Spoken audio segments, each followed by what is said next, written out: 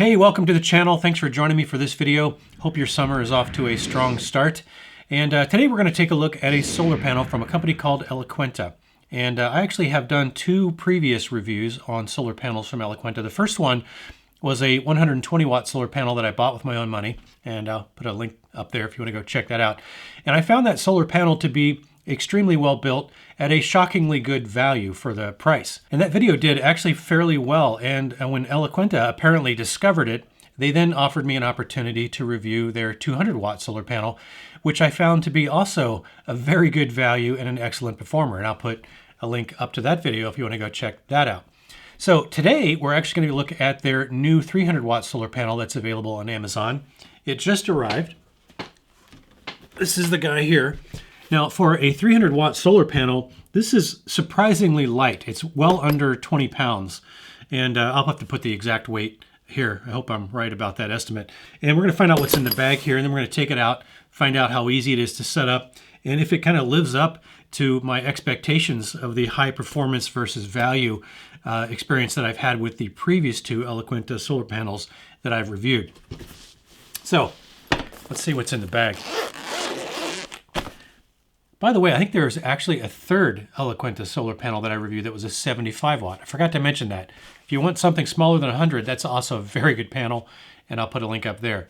Moving on, back to what's in the bag. All right, so we have a user manual, multiple languages. I mean, there's not a lot to the user manual. Basically, you just want to know what connections it uses and what its voltage and current maximums are that you need to be aware of, so you have a good pairing with the particular power station that you want to use it with. Now, this is one thing I like about Elecaenta. They do provide pretty much everything you need, for the most part, for most people. And one of the things that they provide are these little carabiners. These are great for tying these things down with these little built-in metal grommets. That's another thing I like about this panel, is it's got metal grommets, as all their panels do, rather than sort of a sewn-in fabric nylon loop that can wear over time and eventually break. Now, in terms of cables, this has a very nice long cable. It's an XT60 cable, as you can see, and that appears to connect to this handle here, this little red handle. There's an XT connector on the side, XT60 connector, like the 200. This is actually just like the 200, only bigger. So yeah, and like the 200, I feel like it's got a little dust cover on there that, at least for me, is probably going to break off because I'm kind of hard on things. So not a big deal, but it's just one of those things. And then in terms of adapters here, you can adapt that to an Anderson connector. And I think this is a DC 8020, not a 7909. So this would fit the newer Jackeries on this particular barrel connector here, but not the older Jackeries, which use the DC 7909. So the 7909 is a lot more common than this new 8020 barrel connector. And then you, of course, got kind of a standard MC4 connector. So this is good if you wanted to connect a couple of these in series or in parallel. Having MC4s is really handy to make that happen. So that's what that's for. All right, so I think that's about it as far as cables go. Just a quick peek at the material. So this is a flat coating. Now, the manual says that this is an ETFE coating, not a PET coating. And I'll have to do a little research to find out if that is accurate or not. But this is not the pebbled ETFE coating that we often see. Now, I have found personally that I like the smoother coatings because they're a lot easier to clean. The pebbled ones seem to hang on to stuff a little bit more than the smooth ones, and they're a lot easier to get dust, and especially like bird droppings, which is a really common thing you'll find out if you start using solar panels with any degree of regularity. You're going to get bird droppings on them, and it's nice to be able to clean them easy. So there's 4 separate panels, each with a separate leg. Well, they really put some industrial strength Velcro on these things. Now, it does have an adjustable leg on it, right? So it's got that 3-way elastic, so that really makes it set up and tear down very easy, because you just let it go and it snaps back into place. Sometimes when they don't use these stretchy ones, or the stretchy elastic here, you kind of have to pull and hold that little ribbon down and then close it, and otherwise it gets in the way of the Velcro. Kind of a minor issue, but not an issue at all on this particular style, because they have that little 3-way elastic. All right, It's about all we can do with the solar panel inside, obviously. Let's get this thing outside and we'll find out a kind of a variety of solar panels that it might work with, and we'll just kind of see what kind of output we get from this particular 300 watt panel. Let's do it. All right, let's see how difficult or easy this 300 watt panel is to set up.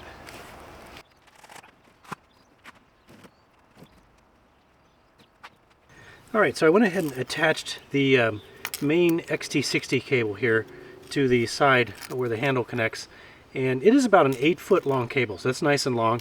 And then I've attached to that the MC4 adapter. So this will allow me to check to see what the open circuit voltage is on this panel. Right, so this is rated as a 39 volt panel. Now they don't give you the open circuit voltage here, but as you can see, I'm getting 43.51 volts open circuit. So that's what you would want to plan on. Make sure that your power station that you pair this with, if I can keep these contacts touching here, can handle 43 volts or 44 volts at least. Short circuit current, and to do that, basically all we have to do is connect these two. You're not going to hurt the panel doing that. But then we're going to use a clamp meter, and we're just going to clamp one of the leads here, and as you can see, we're getting 5.8 amps right now. And this panel is rated for just about 7.7 amps, but we're not quite getting that today because it is a little bit of a hazy sun. There's a lot of wildfires to the north from Canada that are coming down into the Midwest and northeast region of the U.S. right now. So we've got a little bit of a hazy sun. That's why we're not getting the the 7+ amps out of this. Let's see how this performs with a couple of different power stations. If you look on the back here, you can see that the voltage input going through the main XT60 here is a maximum of 20 amps, so we're okay there. And then 32 volts up to 60 volts. So we should be okay there as well. All right, so let's go ahead and plug this thing in. Since it is an XT60, I don't really need an adapter. I can just plug that main cable right in. So let me go ahead and do that. And then we'll flip around to the other side and see what it says. All right, it is finding the maximum power point. And like I said, we are not going to get anywhere near the full output today because of that wildfire haze. But we are getting into the 180s. By the way, this is the Anchor 767, and it is a 2,000 watt power station. All right, let's try this on the Pecron E2000. So this one has an input voltage range of between up to 48 volts. So again, we're fine, caps at 600 watts, but a max of 48 volts on either one of these two inputs. Now the Pecron does come with its own little adapter cable that goes to MC4s, as you can see here, which is good because this connector is not all that common. So since the panel has its XT60 to MC4, we're going to connect these MC4s to the ones on this cable, and then the other end here to the cable from the solar panel, and we'll find out if we can do as well or better than the 185 we're getting here on the Anchor 767. All right, so I've got this all connected. Looks like we are at maximum power point, which is 175 watts, right? And that's actually basically what I was getting, 173 to 175 watts right before I disconnected the cable from the 767, because we do have some clouds. You can see that. The sun is right on the edge of this cloud, so we're not getting the maximum. So we're going to let this cloud pass and see if we can get back up to that 180 or better. All right, so we are kind of stuck at that 172 watt output at the moment, but let's see if that's basically the same kind of wattage we get when we switch it over to the Delta 2 from EcoFlow. So let me go ahead and do that. All right, I've got it plugged in. EcoFlow is working on that maximum power point. Looks like we're doing pretty well on this one. 187 watts. Wonder if we cleared that. Oh, yep, we have cleared the cloud. That's why we're back up into the 180s.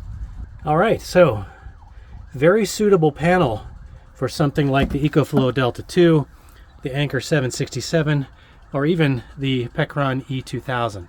You could put a couple of these panels on each side of the E2000 if you wanted to. So, good stuff so far. I'm going to have to wait for a less hazy day so I can get a better sense for the maximum output of this panel. All right, we have got some decent sun conditions here. See, the sun is pretty much unobstructed. We still do have some haze in the atmosphere from the wildfires up north, but I've got 3 panels here I'm going to compare. So this is the 300 watt Elecaenta, this is the 200 watt Elecaenta, and then that is the 330 watt Pecron. And you can see these are all compatible with the Delta 2 from EcoFlow that I have got down there, and I've got the cables all pulled over. So we're going to try them one at a time. Let's start with the 300 watt Elecaenta. I still don't know how to say that. Okay, so this is the cable from the 300 watt. Let me go ahead and plug that in, and let's see how we do. So I've got these all kind of parallel and aligned exactly the same way. So the output we're going to be getting from them should be comparative from rated output to actual output from panel to panel. So we're getting 194 watts out of the 300 watt Elecaenta. So let's switch that to the 200 watt Elecaenta. All right, out of the 200 watt Elecaenta, we're getting 143 watts. All right, let's try the 330 watt Pecron right there. And I've got that cable coming in right here. Let's see what we get out of that panel. This is obviously going to be the biggest panel of the group. It is 10% rated higher capacity or higher output than the 300 watt Elecaenta. And we are getting 200 and call it 18 watts. But as you can see, this is a very thin and light panel. So you can see it's got a slight bow to it, mostly because it is very thin and light. So if you don't like lugging around a heavy panel, like I can tell you that 330 watt panel weighs more than twice as much as this panel, this 300 watt panel. Because it is that much more thick and heavy on the panel. So something to consider. And then you've got, of course, this 200 watt version. As you can see, the panels, there's a little bit less bow because the panels are a little bit thicker. Okay, so moderate gust of wind, and this happened. So I think because this 300 watt panel is so light and has such a large surface area, you are going to want to try to stake it down if you have any wind in the area at all, or it will flip over on you if the wind comes in at the right direction. All right, so in that last clip you saw how I switched over and showed the panel had gotten blown over. And that's a fairly common problem with these portable solar panels, because you just have a lot of surface area, and especially with these really lightweight ones. So as luck would have it, I found a company that actually has just developed a product here. It's Solar Pivot Power. This is a product that they are just now releasing called Solar Stakes. And these are specifically designed actually to solve that very problem of these portable solar panels blowing over. And basically they come in pairs, like this package here, with a pair of, I think these are 7-inch aluminum stakes. And essentially this is seatbelt material, so it's very high strength nylon, and it's got a big square patch of hook and loop or Velcro on one side, and then the hooks on the other. And so if you look under this leg, there are loops there, or hooks, and then there are loops on that side. So this is designed to basically kind of go up on this leg, kind of like this. It's hard to do one-handed. Right, and this is an elastic strap on top, but this square underneath basically attaches to the Velcro right there on the underside of that. And then that, when you close it, actually cinches down and the whole thing is locked in. Now, since they come in pairs, if you have a bifold panel with basically two panels, you just need one pair, one for each leg. Now on a panel like this that's got 4 legs, you're going to need 2 pairs, obviously, and put one on each leg, and that allows you to stake it down. So let me go ahead and do that, and then I'll show you the finished product. All right, now as you can see, I've got them installed on each of the 4 legs, and you really don't even need to do anything with these, certainly not on this panel anyway. They just sort of hang there and they're out of the way already. And then when you're done, you can store the stakes in the cable pouch since they're nice and compact. So let me go ahead and set this up and I'll just show you how it works. All right, got these staked in, and they are really secure, I have to say. So if you get a big gust of wind, right, it's just gonna blow this forward, and that Velcro is secure enough in here to hold this in place so the whole thing doesn't go toppling over. I think they list for 20 bucks a pair, and in the introductory period I think they're doing like a 25% discount, and then I think they gave me a 10% discount on top of that, which should get these well below 15 bucks a pair. And you might want to check the description below for links to these and see if they're available yet, and if I've got a discount code down there, I'll certainly put it in the description for you. Yeah, elegant, simple little solution for an annoying problem when you're using portable solar in a windy area. So I think these are kind of like required accessories if you're ever going to use these solar panels where you've got more than a very light breeze. Okay, so even though the ongoing kind of high altitude haze that we were getting from the Canadian wildfires kept us from really seeing that true maximum output from this 300 watt panel, in terms of actual output versus rated output, it did perform right in line with that Pecron 330 watt panel under the same conditions. So I have no doubt that under more normal clear sun conditions, we could reasonably expect to get something closer to maybe 240 watts or more from this particular panel. And from a pricing standpoint, on Amazon US, this 300 watt panel does have a $100 off coupon that you can select, and that brings the price down from its list of $5.99 to just $4.99.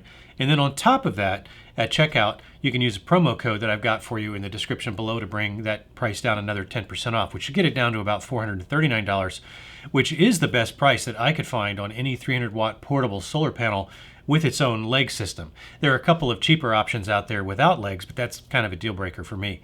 And when you compare this Elecaenta 300 watt panel to something like the Pecron 330 watt panel, which is a very solid panel, the cost per rated output watt of the Elecaenta 300 panel is extremely attractive at just $1.46 per watt versus $1.81 per watt on the Pecron 330 watt. Now, the fact that the Pecron 330 watt panel weighs literally twice as much as this 300 watt panel does, that probably means that the Pecron is going to be just a little bit more stable in light wind. But because of their high surface area, none of the portable solar panels that I've seen are going to be particularly great in even moderate wind conditions. And so I'd recommend picking up some of these solar stakes for any portable panel that you might decide to go with. I think they really do a nice job, and it's a simple and elegant solution and inexpensive, which is always good. So keep in mind that if your power station happens to use DC 5525 or DC 5521 style connectors, and you happen to buy this panel, you will need to pick up an MC4 to DC 5525 or 21 adapter if your power station doesn't come with one.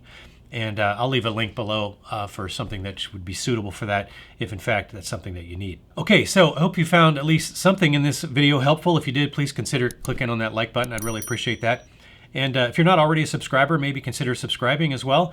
I've got a bunch of cool tech and DIY projects in the video queue, and maybe you'll find something there, or maybe on some of the other videos I have on my channel, helpful in some way. So with that, I offer my sincere thanks for watching this video, and I do hope you'll consider joining me for the next one. Until then, have fun out there.